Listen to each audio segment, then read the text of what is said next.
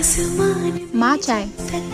सितारे रहे। माँ आप छोड़ो ये सब, आप आराम करो, मैं हूँ ना, मैं काम कर लूंगी। बेटा मुझे भी कुछ काम करने दिया कर, जब से तू घर में आई है कुछ करने ही नहीं देती है। माँ आपने तो पूरी जिंदगी इस घर में काम किया है ना, अब मेरी बारी है कि मैं आपकी सेवा करूँ।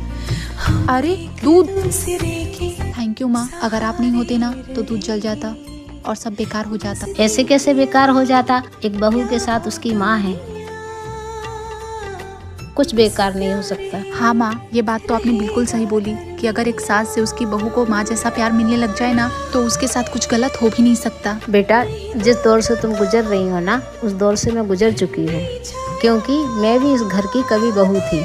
मुझे तो मेरी सास से कभी प्यार नहीं मिला, लेकिन तुझे उस प्यार के लिए कभी तरसने नहीं दूंगी। माँ ये तो मेरा सौभाग्य है कि मुझे आप जैसी माँ मिली, और मैं भी आपसे एक वादा करती हूँ कि मैं कभी इस घर को बिखरने नहीं दूंगी।